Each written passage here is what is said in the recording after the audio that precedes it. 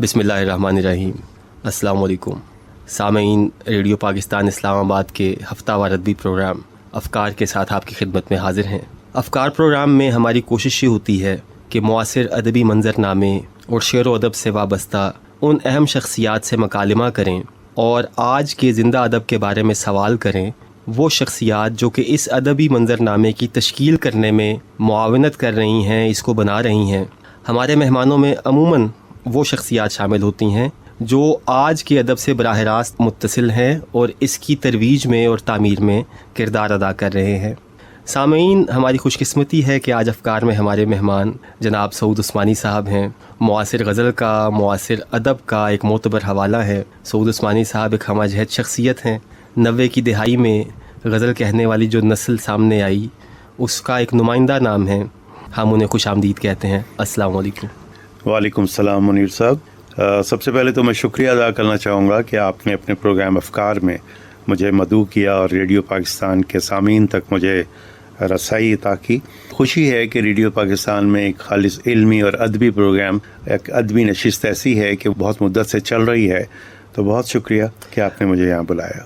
آپ کے شعر کا قاری ہوں میں، پہلے پروگرام کا میزبان بعد میں ہوں۔ کوس کی شاعری جب ہمارے سامنے آئی 90 میں، ایک اور طرح کی غزل کہی جا رہی تھی۔ 60 اور 70 کی دہائی کی لسانی تشکیلات اور معنوی روایت، اس کے اندر سعود عثمانی کی کوس کی غزل اپنا ایک الگ تاثر، الگ جہان، الگ استعارے لیے ہوئے سامنے آئی۔ کیا یہ اوور نائٹ ایوالو ہوا سعود عثمانی ایک غزل گو شاعر کے طور پہ، یا اس کے پیچھے بہت محنت تھی، کسی استاد کا فیض تھا، یا چیزوں کو اپنی طرح سے دیکھنے، پرکھنے، محسوس کرنے کا لبقہ تھا؟ منیر صاحب، ایک تو یہ ہے کہ آپ کا شکریہ کہ آپ نے قوس کو اتنی اہمیت سے پڑھا اور اس کے آپ قاری رہے ہیں، آپ نے مجھے اس کے بارے میں بتایا۔ دیکھیے، میرا تعلق ان شعراء میں ہے جو 80 کی دہائی میں نمایاں ہوئے اور رسائل اور جرائد میں انہوں نے آغاز کیا، چاہے ان کی کتابیں بعد میں شائع ہوئی ہوں۔ میری کتاب قوس ویسے تو 97 میں 1997 میں شائع ہوئی، لیکن ظاہر ہے کہ میرا جو ادبی سفر ہے وہ پہلے سے جاری تھا، اور میں مثلاً فنون میں اور دیگر رسائل جو اہم رسائل تھے ان میں چھپتا رہا۔ دراصل میں نے پنجاب یونیورسٹی سے جب ماسٹرز ڈگری میں نے جب لی تو اس کے بعد مجھے کچھ وقت زیادہ ملا، اگرچہ میں شاعری کافی پہلے سے کر رہا تھا، دوران تعلیم بھی کرتا رہا، لیکن میری ہمہ وقت توجہ اس کی طرف اتنی نہیں تھی۔ تو تعلیم کی تکمیل کے بعد مجھے کچھ وقت اور فراغت ملی، تو پھر میں اس کی طرف زیادہ متوجہ ہوا، اور اس زمانے میں میں نے دوران تعلیم جو غزلیں لکھی تھیں وہ بھی جو بعد میں لکھیں، اور اس کے ساتھ ساتھ بھی میں نے رسائل اور جرائد میں بھی چھپنا شروع کیا اور محفلوں میں بھی آنا جانا شروع کیا۔ کبھی نہیں سوچا تھا کہ میں کوئی صاحب کتاب شاعر بنوں گا یا میری شناخت بطور شاعر ہوگی، یعنی مجھے کوئی ایسی خوش فہمی نہیں تھی کہ میں کوئی بہت بڑا شاعر ہوں یا میری شناخت اس سے ہو سکتی ہے۔ لیکن ہوا یہ کہ جب میری اولین غزلیں رسائل میں چھپیں تو انہوں نے لوگوں کو چونکایا، اور اس میں بڑے بڑے مشاہیر شامل تھے، اور اسی طرح جب میں محفلوں میں میرا آنا جانا شروع ہوا تو اس میں بھی میں نے محسوس کیا کہ لوگوں کی توجہ ایک دو غزلوں ہی سے میری طرف ہوئی، اور میں لاہور جیسے بڑے ادبی مرکز میں، میری پیدائش بھی وہیں کی ہے، میری ساری شعری تربیت بھی وہیں کی ہے، میری ساری عمر بھی وہیں گزری ہے، تو وہاں اتنے شعراء کے ہجوم کے درمیان اس میں اپنا چہرہ نکالنا مجھے نہیں سمجھ میں آتا تھا کہ یہ کیسے ممکن ہوگا، لیکن خدا نے جو راستہ متعین کیا ہوتا ہے وہ وہی ہوتا ہے۔ تو مجھے چند غزلوں کے بعد ہی توجہ بھی ملی اور لوگوں کی محبتیں بھی ملیں، اور میں نے اس وقت یہ محسوس کیا کہ ہاں، اس کو اگر میں کتابی شکل میں لاؤں تو شاید ہی کسی کام کی کتاب ہو۔ اچھا، مرحوم شہزاد احمد صاحب لاہور میں ہوتے تھے، اور یہ میں بات کر رہا ہوں 1980 کی دہائی کی۔ اس زمانے میں لاہور بڑا نامور شخصیات سے مالا مال، خالد احمد تھے، قاسمی نظیم قاسمی صاحب تھے، اعجاز بٹالوی صاحب تھے، اشفاق احمد صاحب تھے، بانو قدسیہ مرحومہ تھیں، یہ سب لوگ تھے، یعنی نثر کے بھی اور شاعری کے بھی بڑے نام اس وقت موجود تھے۔ میرا کوئی خیال نہیں تھا کتاب چھاپنے کا، حالانکہ میں بائی پروفیشن خود پبلشر ہوں۔ میرا کتاب سے تعلق بطور नाशिर है, लेकिन मेरा अपनी किताब छापने का ऐसा कोई इरादा नहीं। अच्छा, ये मैं जिक्र कर दूं कि मेरे वालिद भी बहुत उम्दा शायर थे, माशाअल्लाह। ज़की कैफी उनका नाम था, और कैफियात के नाम से उनका मजमूआ कलाम मौजूद है। मेरा वो घराना है जिसमें अदबी एक इल्मी रिवायत पाई जाती है और शायरी हमारी जीन्स में है। तो शहजाद अहमद साहब ने एक बार ये बात की कि देखो, मुझसे पूछने लगे कि कब किताब आएगी तुम्हारी। मैंने उस वक्त तक इस बारे में मैंने फैसला नहीं किया था, और मैं कोई बहुत ज्यादा उस बारे में तवज्जो भी नहीं थी इस तरफ। तो शहजाद साहब ने कहा, देखो मैं तुम्हें एक बात बताता हूँ, किताब कबलज़ वक्त आना भी बुरी बात है और बादज़ वक्त आना भी बुरी बात है। अगर आप प्रीमेच्योर किताब लाएंगे तो वो भी ज़ाय हो जाएगी, और अपने अहद, अपने वक्त और अपने ट्रेंड्स के बाद किताब लेके आएंगे तो वो भी गुम हो जाएगी। सही, ये बात मेरे दिल को लगी, और मैंने फिर अपनी किताब की तरफ ज़्यादा इन्हमाक से मैं इसमें मसरूफ़ हुआ, और फिर ये 1997 में कौस मेरा मजमूआ आया। मेरे हम उम्रों में दो बातें थीं कौस के हवाले से, कि एक तो किसी को पहली किताब पर अवार्ड नहीं मिला था, ये खुशनसीबी मेरी है। दूसरा ये कि अपने हम उम्रों में, यानी मेरी एज ग्रुप के जितने लोग हैं जो 80 की दिहाई में नमूदार हुए हैं और उन्होंने अपनी जगह बनाई है, उनमें सबसे आखिर में किताब मेरी आई। सही, मुझसे पहले मेरे हम उम्रों में काफ़ी किताबें आ चुकी। तो ये खुदा का शुक्र है कि कौस को वो मकबूलियत और शोहरत मिली, वो पजीराई मिली जिससे मेरी शनाख्त बढ़ी। जी माशाल्लाह। दरख्वास्त है, कुछ सुनाइए, इनायत कीजिए। सऊद उस्मानी बैठे हों सामने तो दिल यही करता है कि उनसे सुना जाए, शेर सुना जाए। बहुत शुक्रिया। कि एक ताज़ा गज़ल के कुछ शेर मैं मुनीर साहब पेश करता हूँ। बिस्मिल्लाह। कि कितने पानी मिलकर दरिया बनता है। क्या कहने, वाह वाह। कितने पानी मिलकर दरिया बनता है, बनते बनते कोई लहजा बनता है। सुभान अल्लाह। कितने पानी मिलकर दरिया बनता है, बनते बनते कोई लहजा बनता है। क्या कहने। एक ताल्लुक हिजर भी है हम दोनों में, वाह। एक ताल्लुक हिजर भी है हम दोनों में, तुझसे मेरा दूर का रिश्ता बनता है। क्या कहने, वाह वाह। तुझसे मेरा दूर का रिश्ता बनता है, और इश्क ने जैसे तुझको छू कर छोड़ दिया, वाह। इश्क ने जैसे तुझको छू कर छोड़ दिया, तुझ पर अपनी जान का सदका बनता है। क्या कहने, वाह वाह, सुभान अल्लाह। तुझ पर अपनी जान का सदका बनता है, और कुछ तरका भी इस मतरूक मोहब्बत का, वाह। कुछ तरका भी इस मतरूक मोहब्बत का, सच पूछो तो अच्छा खासा बनता है। वाह वाह वाह। कुछ तरका भी इस मतरूक मोहब्बत का, तो अच्छा खासा बनता है। वाह। सच पूछो तो अच्छा खासा बनता है, बागों और दरियाओं और कोसारों से, देख हवा का कैसे रास्ता बनता क्या है। क्या कहने, वाह वाह, बड़ा शेर है। क्या कहने। बागों और कोसारों और दरियाओं से, देख हवा का कैसे रास्ता बनता है, और सब्जे से और मिट्टी से और पानी से। क्या मिसरा। सब्जे से और मिट्टी से और पानी से कितने युगों में एक गालीचा बनता है। वाह वाह। कितने युगों में एक गालीचा बनता है। और इस गजल का आखिरी शेर है कि लाखों बरसों में ये दुनिया बन तो गई, लाखों बरसों में ये दुनिया बन तो गई, देखिए अब इस दुनिया का क्या बनता है। वाह वाह वाह वाह।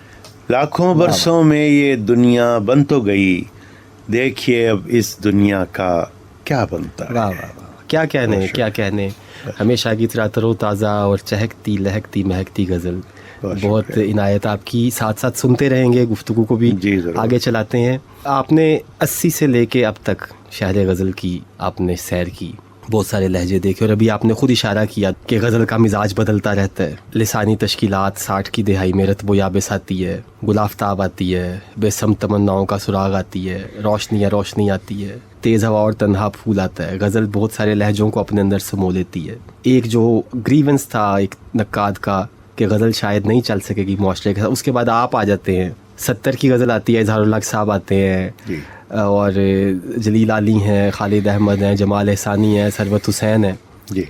हर बंदा अपनी गज़ल में एक मुनफरिद मकाम रख रहा है, एक अलग उसलूब है। यानी इश्तराकात जो हैं वो जज्बे और फ़िक्र में तो हैं, लेकिन उसकी जो पेशकारी है कागज़ पर जी, हर इंसान की, हर बंदा अपने उसलूब पे खड़ा हुआ है गज़ल में। लगता ये था कि ये उसलूब अब आगे नहीं चल सकेगा। आप आते हैं, अब्बास ताबिश आते हैं, اور پھر تھوڑا سا بعد میں شاہد ذکی آتے ہیں اور ایسی ایک پوری ایک گیلیکسی نئی ایوالو ہو جاتی ہے. جی سلسلہ چل رہا ہے. آپ کیا سمجھتے ہیں کہ غزل کا آج کا دور پچھلے 40 سال اور آج تک یعنی کوس سے لے کے جل پری تک سعود عثمانی کی غزل اس سارے ڈائنامکس کے ساتھ محرکات کے ساتھ چل رہی ہے, اس پورے سفر کے بارے میں کچھ بتائیے. بہت اچھی بات کی آپ نے اور بڑی تخلیقی اور آپ کی اپنی جو وسعت نظر ہے وہ بھی اس میں بول رہی ہے. دیکھیے ایک بات میں عرض کروں کہ ایک تو مزاج ہوتا ہے اور اسلوب ہوتا ہے ہر انفرادی شاعر کا. ہر شاعر کا اپنا ایک اسلوب اور اپنا مزاج اور اپنا لہجہ ہوتا ہے, لیکن ایک لہجہ, ایک اسلوب اور ایک مزاج اس پورے عہد کا بھی ہوتا ہے. کیا کہنے, واہ واہ, اس پورے عہد کا ایک مزاج ہوتا ہے. اپسٹیم کہتے ہیں جس کو ہم. جی ہاں, اپسٹیم کہتے ہیں. یہ وہ بھی بدلتا ہے, وہ بھی بدلتا ہے. انفرادی اسلوب کے ساتھ ساتھ وہ بھی ارتقا پذیر ہوتا ہے. کیا کہنے. تو اگر آپ غزل کی ابتدا سے دیکھیں تو میر غالب سے, اس سے بھی پہلے ولی دکنی سے شروع ہوتی ہوئی غزل موڑ کاٹتی رہی ہے, اپنی اسلوب بدلتی رہی ہے, اپنے عہد بدلتی رہی ہے, اپنے مضامین بدلتی رہی ہے. تو یعنی آپ بہت دور نہ جائیے اور کلاسیکی اساتذہ تک نہ جائیے, اور پاکستان بننے کے ساتھ جو غزل ہم تک پہنچی تھی وہاں سے آپ سفر شروع کریں تو آپ دیکھیں گے کہ جگر مراد آبادی, فانی بدایونی یا اصغر گونڈوی کا جو انداز تھا غزل کا وہ موڑ کاٹ چکا. کیا بات. وہ لہجہ اس عہد کا تھا اور اس کا وہ نمایاں لہجہ تھا, یعنی وہ قابل توجہ لہجہ تھا. اس میں لوگوں کی اپنے اپنے اسلوب, اپنی اپنی لہجے بھی شامل ہوتا ہے, لیکن اب وہ لہجہ نہیں ہے. بالکل. اس کے بعد وہ لہجہ بدل گیا اور نئے موڑ آ گئے. جیسے آپ نے شکیب کی روشنی ہے روشنی کہی, پھر ردب و یابس آپ نے کہی, گل آفتاب آپ نے کہی, اس سے پہلے آب رواں ظفر اقبال صاحب کی تھی. یہ سب وہ مجموعے تھے جنہوں نے شاعری کا نیا لہجہ متعین کرنے میں اپنا کردار ادا کیا ہے. اور وہ اسلوب جو مثلاً احمد ندیم قاسمی ہیں یا فیض صاحب ہیں یا مجید امجد ہیں, جو نظم کے بھی شاعر تھے بیک وقت اور غزل کے بھی شاعر, اور نو اقبالی سلسلے سے.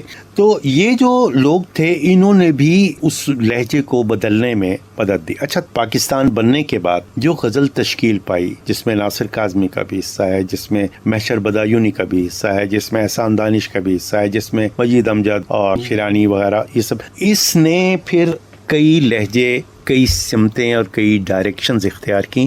جیسے ایک چوک پر آ کر آپ کھڑے ہو جاتے ہیں اور وہاں سے مختلف راستے نکلتے ہیں. تو یہ لہجہ بدلتا رہا ہے. اب آپ کے سوال کا جو دوسرا حصہ ہے, جب ہم غزل کے میدان میں داخل ہوئے تو اس وقت بہت سے ناموں کا طوطی بولتا تھا جو ہم سے پہلے موجود تھے, اور اس میں کوئی شک نہیں ہے کہ انہوں نے بہت اہم اضافے کیے. لیکن میں سمجھتا ہوں کہ وہ 70 کی دہائی میں جس میں ثروت حسین کا ایک خاص اساطیری لب و لہجہ شامل تھا, محمد اظہار الحق کا ایک خاص اساطیری اور داستانی روایت کا لہجہ تھا, مولانا خالق صاحب کا بڑا اچھا خوبصورت لہجہ تھا, یہ سب لوگ جو ہیں انہوں نے کم و بیش ایک طرح کا لہجہ اپنایا تھا. ثروت ان میں پائنیئر تھے اور انہوں نے جو اپنی داستانی روایات کو, دیو مالائی کہانیوں کو اور ان چیزوں کو غزل کی شکل میں بڑے خوبصورت ٹچ دیے تھے. لیکن وہ دور بھی ختم ہوا. صحیح. اور اس کے بعد پھر نئے مسائل سامنے آئے, اور غزل کی یہ خاصیت تو ہے ہی, آپ جانتے ہیں کہ وہ اس میں اتنی لچک ہے کہ وہ ہر دور میں نئے مسائل کو, نئے موضوعات, نئے مضامین کو اپنے دامن میں جگہ دے دیتی ہے.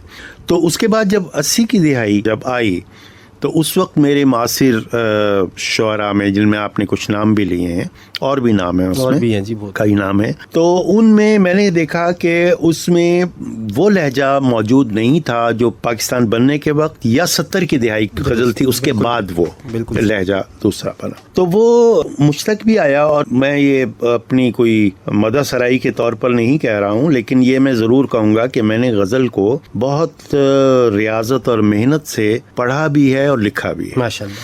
اور ایک بات میں یہ سمجھتا ہوں کہ جو شاید میرے شعر میں, لفظ میں, حرف میں جس نے برکت رکھی ہے وہ یہ, میں نے کبھی نیم دلی سے کوئی شعر نہیں کہا. کیا کہنا ہے. میں نے جب بھی شاعری کی ہے پوری طاقت سے شاعری کی ہے, پوری اپنی توانائیوں کے ساتھ شاعری کی ہے, اور اگر وہ توانائی مجھے میسر نہیں آئی, وہ طاقت مجھے نہیں ملی, تو پھر میں نے شاعری بھی نہیں کی. اور وہ وقت پھر میں نے غزل کی تفہیم میں, اس کے لہجوں کو سمجھنے میں لگایا.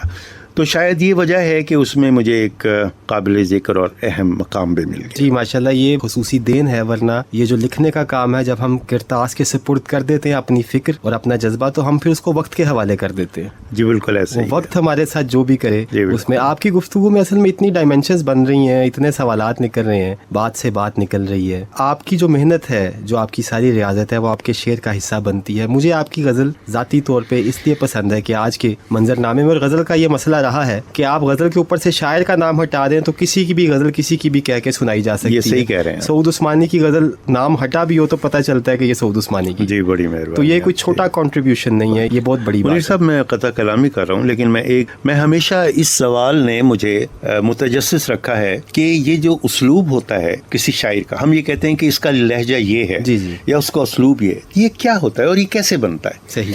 میں نے اپنے جو سینئر لوگ ہیں ان سے بھی یہ پوچھا کہ ان کی رائے کیا ہے. کیا یہ ہوتا ہے کہ ہم پورے منظرنامے کو دیکھتے ہیں، اس کے بعد دیکھتے ہیں کہ ہاں یہ ایک راستہ ہے، ہم اس پر چل پڑتے ہیں اور وہ راستہ آپ کا اسلوب بن جاتا ہے؟ کیا یہ ہوتا ہے؟ یا کیا یہ ہوتا ہے کہ اپنے مزاج کے مطابق، اپنی طبیعت کے مطابق اور اپنے مضامین جو آپ کے ذہن میں واردات کے مطابق، اپنی شعری واردات کے مطابق، یہ بالکل صحیح کہا، آپ لکھنا شروع کرتے ہیں اور وہی اسلوب آپ کا قرار پاتا ہے. تو کیا ان میں سے دونوں میں سے کیا بات ہے؟ تو میں جس نتیجے پر پہنچا وہ یہ ہے کہ یہ دونوں باتیں جمع ہوتی ہیں. کیا بات. آپ نے غزل کو اگر پڑھا ہو اور اس میں لوگوں کے لہجے پہچانتے ہوں، لوگوں نے جو راستے بنائے ہیں وہ آپ دیکھتے ہوں، اور اس کے بعد اپنے مزاج، اپنی شعری واردات اور اپنے لہجے کے مطابق، اپنی لفظیات کے مطابق آپ بات کرنا شروع کریں تو بتدریج وہ آپ کا لہجہ بن جاتا ہے. ابھی جو میں نے شعر آپ کے سامنے سنایا کہ کتنے پانی مل کر دریا بنتا ہے،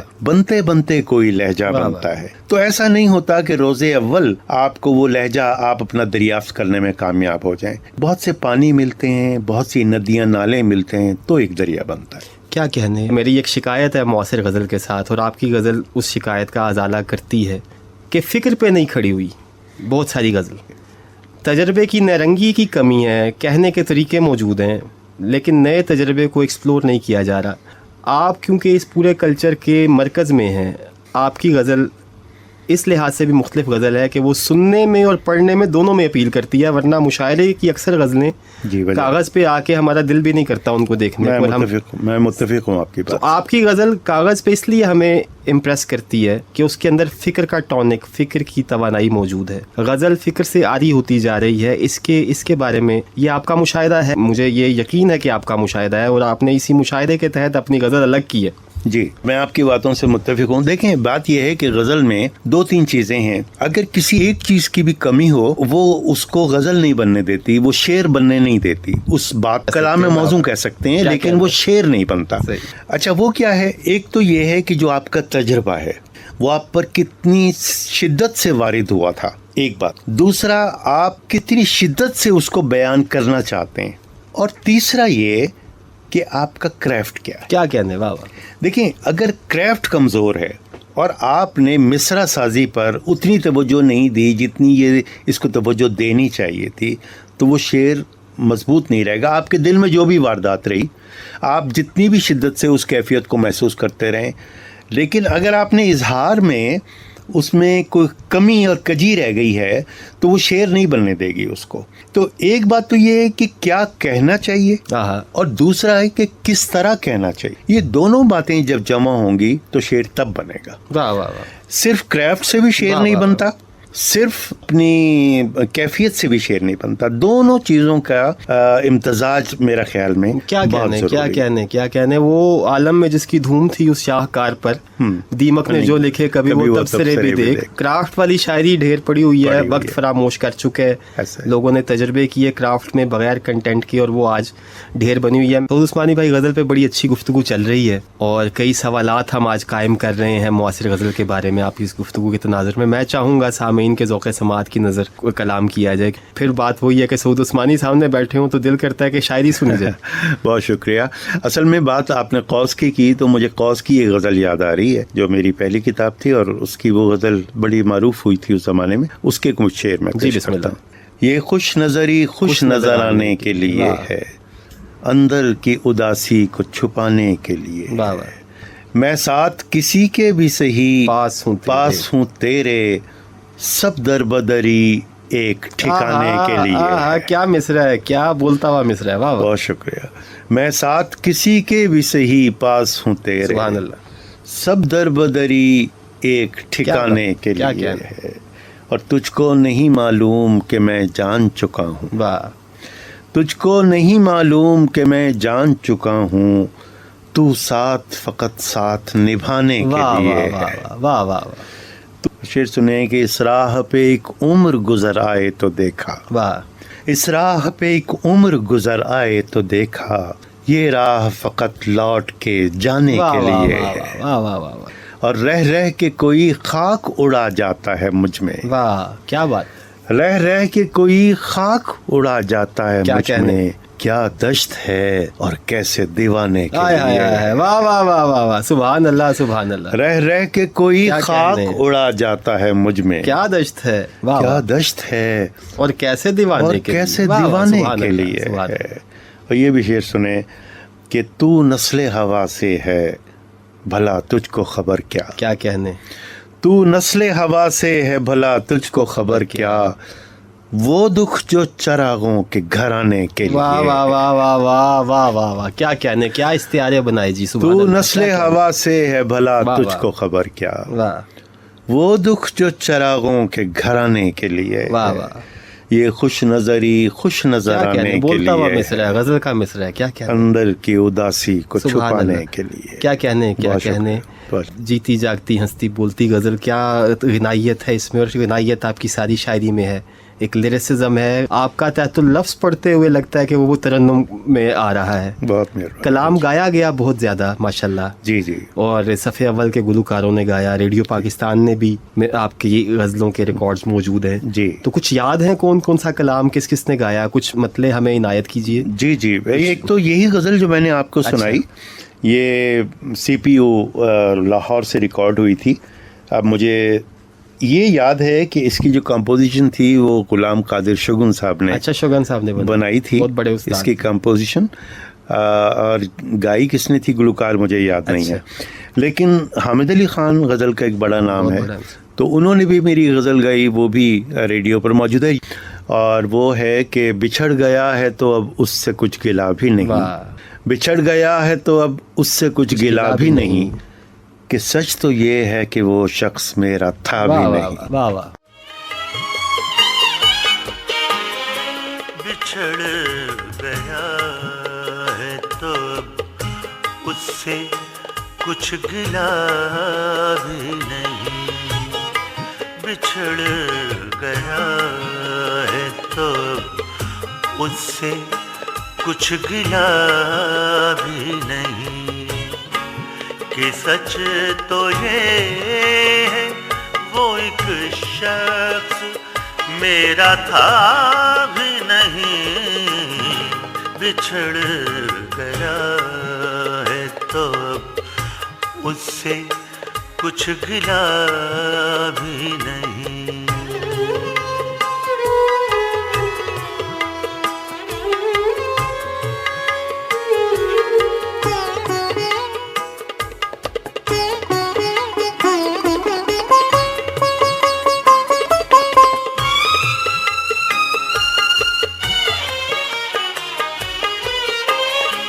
میں چاہتا ہوں اسے اور چاہنے کے سوا,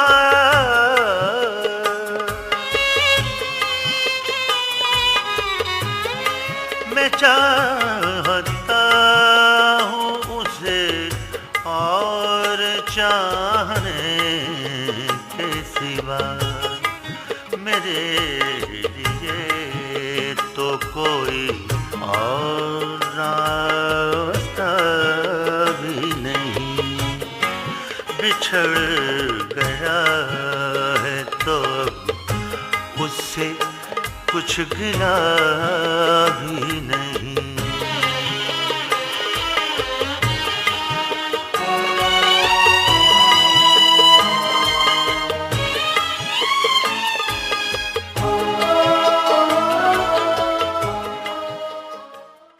بہت شکریہ سامعین، آج کے لیے اتنا ہی. یہ پروگرام 2 حصوں میں ریکارڈ کیا گیا ہے. اس پروگرام کا ایک حصہ آپ نے آج سنا، اس کا اگلا حصہ انشاءاللہ آئندہ ہفتے اسی وقت میں آپ کی خدمت میں پیش کیا جائے گا. ریڈیو پاکستان اسلام آباد کے ادبی پروگرام افکار سے میزبان منیر فیاض، پروڈیوسر کامران طارق کو اجازت دیجیے.